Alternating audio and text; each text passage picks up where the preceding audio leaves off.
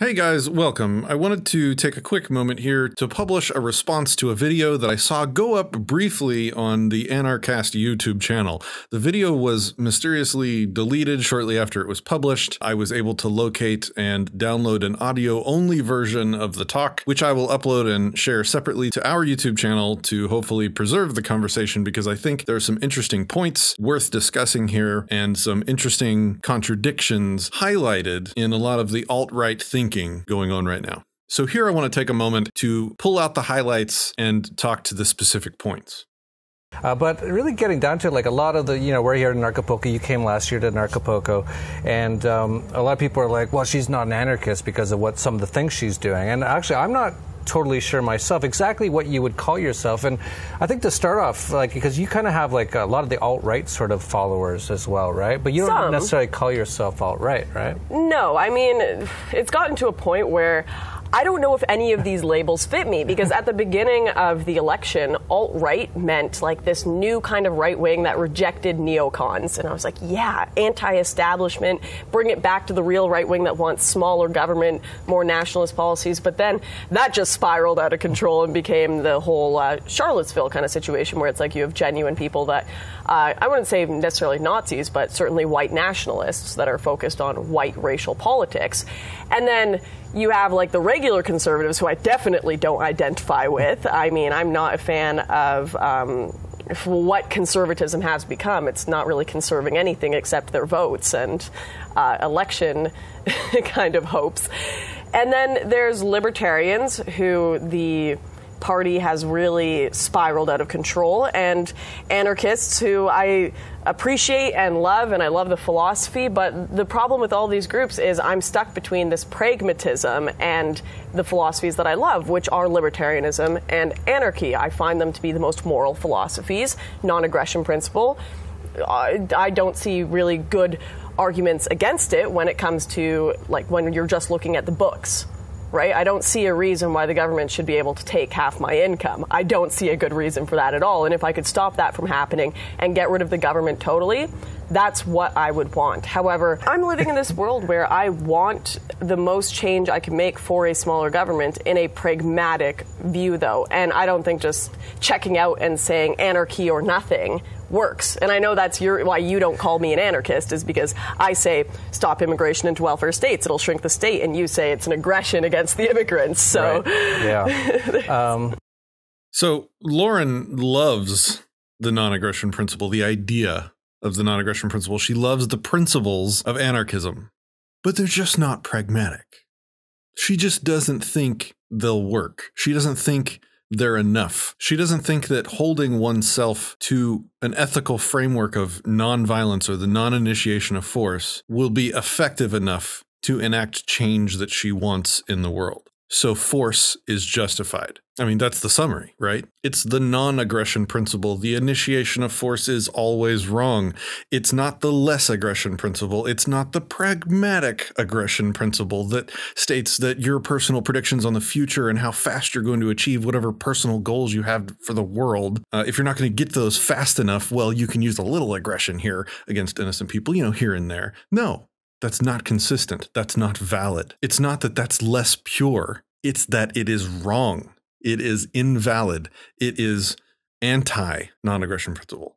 It is anti-freedom, anti-liberty, anti-anarchy. If you get to carve out little personal holes, little personal exemptions to the rules for yourself to achieve your personal goals, to make the world in the image you want it to be, if you get to do that, then you have to let other people do that too. So if you get to initiate, a little bit of aggression on the, quote, illegal immigrants, well, then they get to carve out an exception too. What if their exception is we get to use a little bit of aggression on the people, forcibly preventing us from traveling where we otherwise would be able to? You can't fault them for that if you expect us to not fault you for your little carved out niche exceptions to the rule. Do you actually support Trump, for example? Well, during the election, just the prospect of having someone that would tear apart the establishment and drain the swamp was unreal. It truly showed what America wanted. So Trump was more of an idea that sparked a movement of people than the individual himself. Of course, you have the sycophants who just are fans of Trump like he's a sports team, but there are the people that are like myself that truly saw it as a movement of ideas. And those are the people that you'll see today that are willing to criticize Trump when he strikes Syria, because they said, no, this isn't what we hoped for.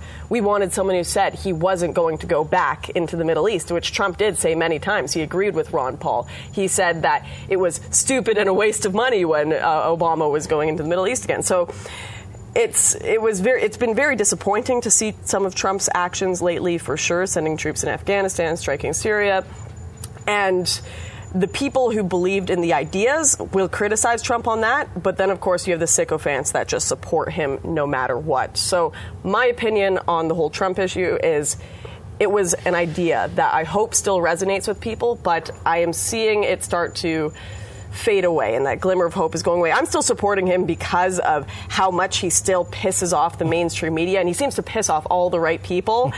But there's certainly seems to be a co-opting of Trumpism that has happened, and whether it be the deep state or the neocons that have kind of stolen the show from Trump, there's certainly something going on in the White House right now. Okay, guys, I predicted this a year before Trump was elected, when Molyneux was leading a bunch of anarchists off the cliff of voting. Trump is going to get elected. He's going to betray the principles that you were looking for when you thought voting for him was the right idea. And then the excuse will be, I didn't vote for the man, I voted for the principles I thought he stood for.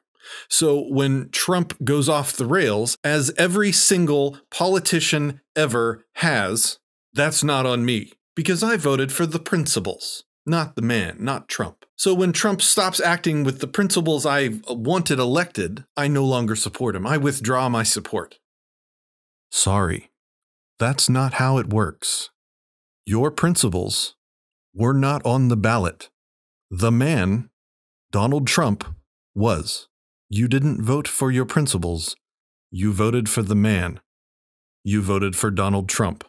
You assisted Donald Trump into gaining the power, the presidency of the United States. You had a choice. Vote for this evil, vote for that evil, or not vote. Vote for no evil. Assist no evil in coming into power. You chose Donald Trump. You helped Donald Trump come to power. Donald Trump is having an effect on the world. Some, I would agree, could be considered good effects on the world. And I agree with Lauren that he's pissing off a lot of the right people. He's also pissing off me, because he's also aggressing against me. He's continuing aggression against me. He's continuing aggression against other innocents all around the world. Here's the key. You had a choice. You had agency. Where there's agency, where there's choice, there is responsibility for choice. You made a choice. You helped cause something to happen, which has now had effects, real world effects in the world on people's lives, innocent people's lives. You took positive action that had a real effect, a real negative effect on people's lives. You don't get to now sneak out the side door claiming you voted for principles, not Donald Trump. No. You voted for Donald Trump. You brought this to us. You brought this to those innocent people out in the world. Your pragmatism now has real evil attached to it. You had a choice. That makes you culpable. You could have made a different choice. You may have been more afraid of other evil coming to pass, but you didn't help that evil come to pass. You helped this evil come to pass. You don't get to appreciate the ethical beauty of the non-aggression principle, ignore it, and then escape out the side door of pragmatism. Many people I knew used their agency and their choice to choose differently. They didn't help this man get elected. They are not culpable for the evil that he's bringing to the world. They are not co-conspirators in this crime, which you seem to think you are not responsible for assisting. So what are your beliefs, and what are the main things that you're focused on right now? Right. So the biggest thing, I've been focusing on immigration a lot, obviously. And the big reason I focus on that is I truly believe we are losing Western society and Western culture, which I do believe has created the most free society that we've seen in most of the world anyway. At the beginning of it, it's slowly fading away as democracy does, and people can vote themselves, bigger and bigger governments.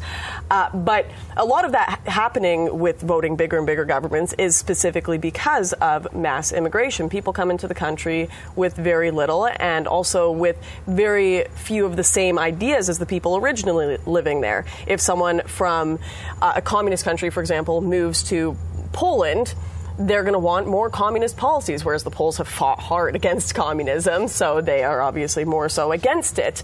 I also think that there is a planned mass migration happening through the government, and the European Union wants to get rid of the national identity of countries within Europe so that they can have an excuse for a superstate. Yep. And so they're allowing a lot of this mass immigration to happen, and they're bringing in all these policies and trying to force places like Hungary and Poland to bring in more and more migrants so that they slowly lose their identity. And if a country no longer has its identity, well, the EU, Daddy EU, will come in and they'll be your identity. They'll be your country. When you get rid of community that helps each other, you don't have a need for a government during a hurricane if the community bands together and helps each other and gets food together. If no one talks to each other, if you don't speak the same language, if there's animosity between you because of cultural differences, you're going to go straight to the government because there's going to be no one else. So I think this destruction of community and family and everything through the government is trying to distance itself further and further from home and make us need this overlord of government.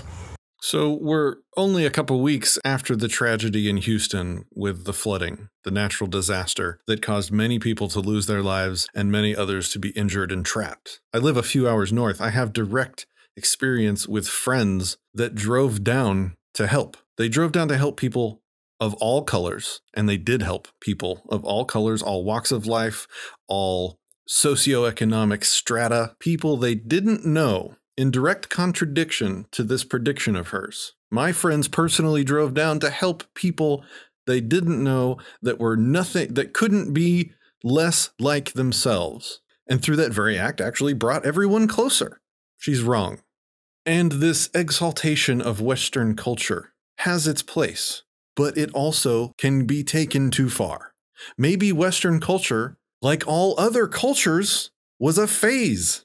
It served its purpose. It brought us where we are, good and bad.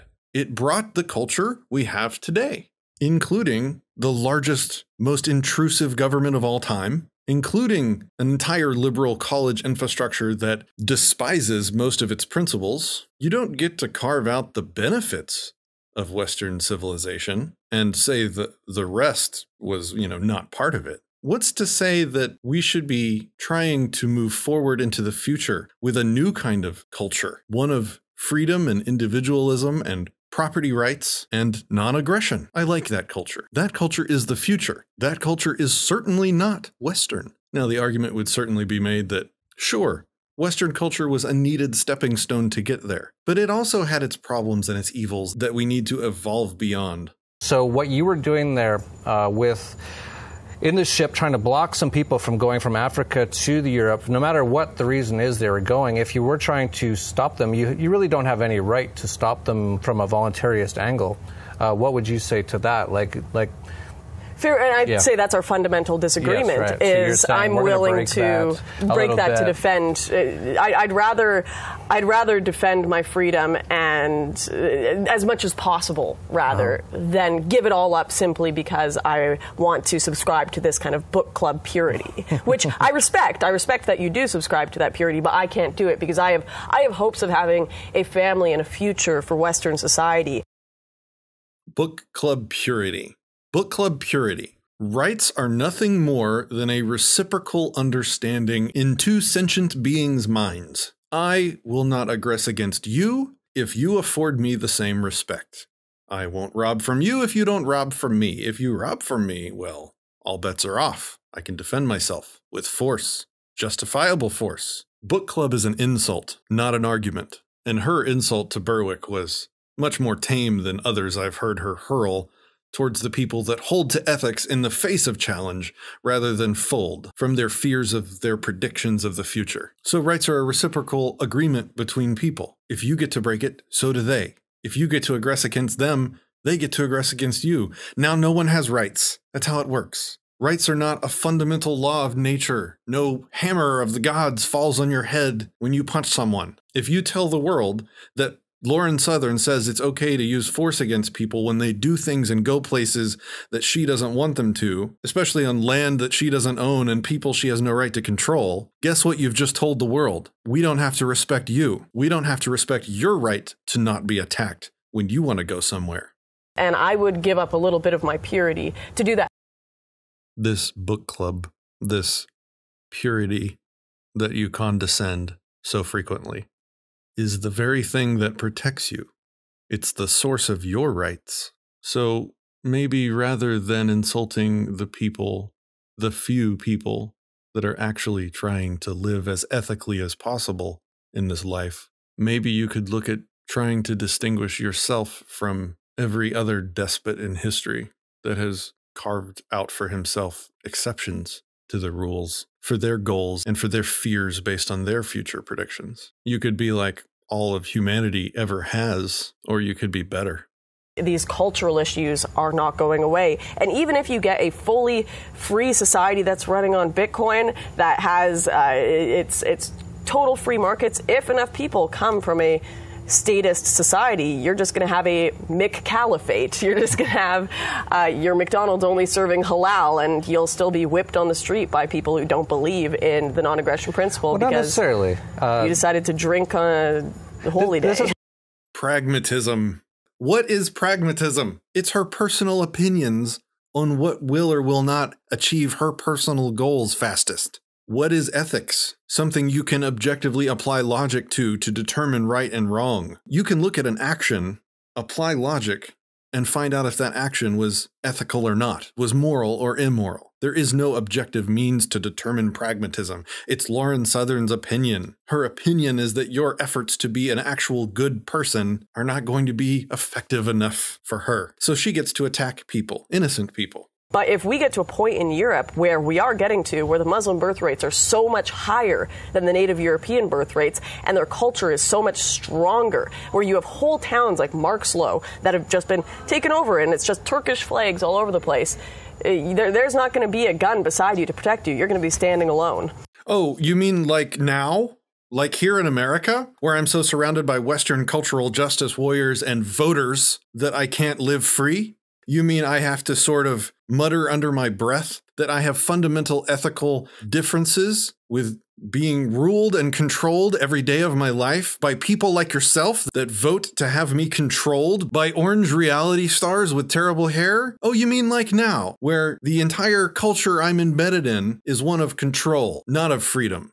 Oh yeah, like now. There is hardly nothing more Western culture than voting for the lesser of two evils. It's all that's ever happened here. And here we are. Better than a caliphate, to be sure, but in no way are we on the path to liberty.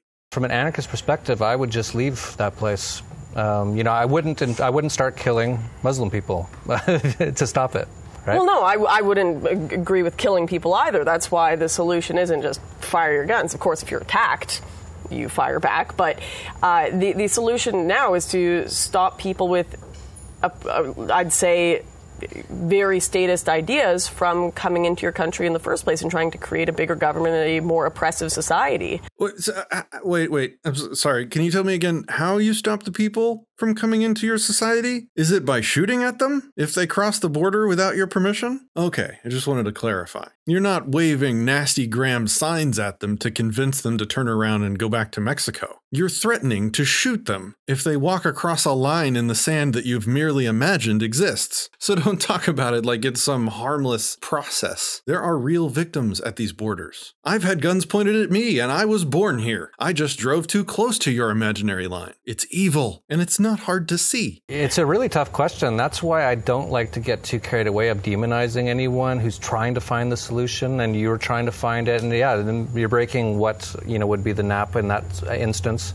And so I can't support you for that reason, but I don't necessarily need to hate you for it either, right? Jeff, like, I agree with you, like, generally speaking, we don't immediately demonize people that disagree with us, especially ones that are open and willing to engage in their ideas in a debate with us. But when that debate has been engaged in, when an argument has been put forward, breaking the logic of pragmatism, and they continue to look you dead in the eye and say, oh, ethics are for those pure people, not for us in the pragmatic real world. Once they've ignored the arguments, if you don't call them out, what point was there in having the debate? She's wrong. Say that she's wrong. Say you can prove that she's wrong and show her how she's wrong. Challenge her to disprove you with more than her relativistic opinions on the practicality of solutions, with more than her book club insults and condescension. It started as the problem with libertarianism, but I changed it to the problem with libertarians. Right, because, so when I saw it, just to cut you off briefly, I was like, oh, so she's against libertarianism now? And I also noticed that when you talk about libertarianism, you more talk about the Libertarian Party. When I first saw it, I was like, oh, are you attacking libertarians as a whole now? But it turned out that you really weren't. You're more attacking sort of a lot of the people that you saw that are kind of in semi-libertarian, and I don't think Reason.com or whatever they are, Reason Magazine, they have nothing. I've never seen anything that I was like, oh, I totally believe in what they're talking about. So I don't even know what they are, actually. But they're like the big representatives. So yeah, Are what they? I was attacking, that's why I they- changed the name to the problem with libertarians, because I do agree with the ideology itself. It's a very sound ideology, but the people who have taken it and made it their label, and they are the leaders of it in America. They're creating all of the think tanks, all of the papers about it. Oh man, they have some problems that need to be talked about. And Reason is just the tip of the iceberg. Of course, they're a big tip of the iceberg. That is what has taken over mainstream libertarianism. It's kind of this left-wing Marxist co-opting of the mainstream movement. And I had a lot of critiques of that. Okay, so I fully, absolutely agree with Lauren here. The Libertarian Party, capital L, political party trying to achieve freedom is a bunch of fat people writing diet books. They're a bunch of people espousing the principles of non-aggression and then not acting in accordance with those principles. Lauren Southern. Maybe that's why they're so contradictory. Maybe that's why they come off as jokes, because they're saying one thing and doing another. They're saying they have ethics and then not acting with them, Lauren Southern. Maybe that's the problem. If you believe that no one has the right to rule someone else, why would you try and get a politician in a position of power over others? If you say taxation is theft, why would you try and get a politician in a place in which they receive paychecks to cash with stolen money? It's a hopeless contradiction. Of course it's falling apart. Of course it's a joke. They write their own punchlines. Lauren Southern. I think why people would call me a white supremacist, racist, or all these things is simply because I've defended white identity groups, like Generation Identity, but I am still trying to understand that aspect of theirs, and them trying to defend their identity as we want Germany to remain a majority German. I don't think that's a particularly offensive idea, and I think it could apply to we want Japan to remain majority Japanese. So I don't think that's a particularly racist or offensive idea, but I think that's what people would apply to me being racist, simply because I've supported this group before, or because I've been anti-Black Lives Matter. I'm not really surprised you don't see a problem with a nation wanting to police its own racial identity and makeup. Here's the problem. It's that non-aggression principle, that pesky ethical book club again. Someone moving in next door that is of a race you disapprove of for whatever reason is not an initiation of force. You can't respond with force. You can't point guns at people that want to buy the house next door because they're the wrong skin color. Expand that simple example to the size of a nation. You still don't get to point guns at people if if the people that move into the general area don't meet your racial standards. Ignoring for a moment that that's a disgusting thing to do, it's an evil thing to do. You don't get to use force on people that haven't attacked you. Doesn't matter what their skin color is. If you own the land, you can decide who lives there in whatever nasty or prejudicial way you want. If you don't own the land, it's none of your business. Plain and simple. Yeah, I think that's part of where some of this comes from, you being called a Nazi or things like that, is because you're trying to say that you'd like to see certain places not be destroyed by all these forced immigration that's going to destroy the culture. I don't think it's wrong of me to want to walk down the street and be able to have a conversation with everyone around me. I don't think that's wrong. And it doesn't matter what the color of your skin is. It really doesn't to me. But if you can't speak my language and you think I should be wearing a burqa because I'm a woman, well, we're not going to be able to talk or have a happy life in the same area. I don't think it's wrong of me to want to be able to go over to my neighbor's house and help each other during a hurricane or a disaster or anything. I don't think that's wrong at all, and I think it's very sad that some people do think that's wrong and think that we need to be in these totally mixed communities where no one can talk and there's really mini segregation going on, and the only person we can look to for help is government because we've all been so split up. It's not wrong of you to want that, Lauren. It's wrong of you to point guns at people to make it that way. But there's that purity thing again, sorry.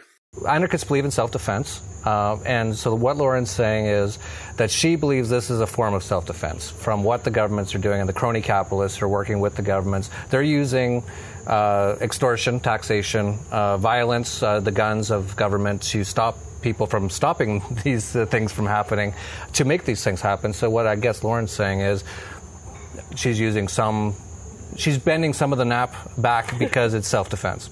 Is that correct? That's fair enough. So to make Lauren correct in her assertion that it's self-defense to enforce borders around a country, you have to necessarily collectivize people. You have to say, for example, in America, the Mexicans are coming here. They're bringing what the white nationalists, alt-righters would say is their non-English speaking, low IQ, low income culture over here to pollute ours. They come over here, they take our welfare, which is stealing from us. Therefore, we're right to want to defend ourselves to keep them out of here so they can't steal our money. Self-defense. Sounds great. Makes perfect sense when you talk about it like that. When you say them, they, Mexicans, foreigners, immigrants, illegal aliens. Unfortunately, there isn't this being with the label alien moving across the border that you can say, stop. It's millions of individuals with a myriad of different motivations, reasons, plans for the future. A lot of them are on welfare. A lot of them come here to steal from us, to participate in the mass theft that the government carries out on us to give people welfare. But not all of them. They're individuals.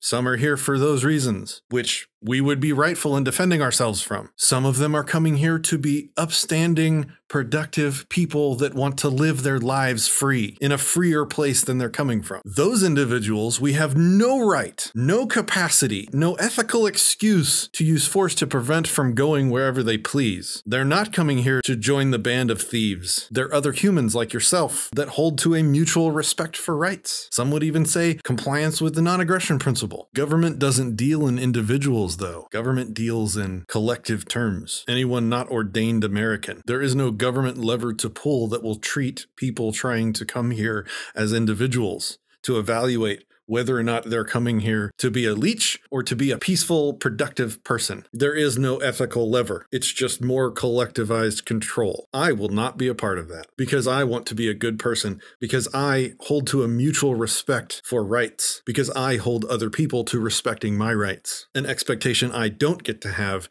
if I don't first and also respect theirs. So yeah, it's great to have you on. You do have a different angle on things, and you've got a large audience yourself. So that's why I think it's really important that we as anarchists don't just throw her, off the edge of the cliff just because maybe there's one or two things. Yeah, Jeff, I totally agree. We don't throw Lauren off the cliff. If anything, she's already aware of way more of the important ethical future of the human species than 99% of the world is. While I still think it's important that we don't give her carte blanche to take our beautiful system of ethics and run it through the mud of pragmatism without recourse, it's also important that we don't immediately ostracize people that are open to still having the conversation. So to that, I would thank Lauren for doing so, and I would appreciate Jeff for hosting this discussion. I'm not sure why Jeff took it down from YouTube. I tweeted asking why. I also tweeted Lauren why. I haven't gotten any responses. I'll upload the audio that I have and link it in the description below. I hope this commentary was helpful to you. If it was, or if it wasn't, please let me know in the comments. Make sure to check out our new Patreon and Hatreon pages if you would like to support the show. Thanks for watching.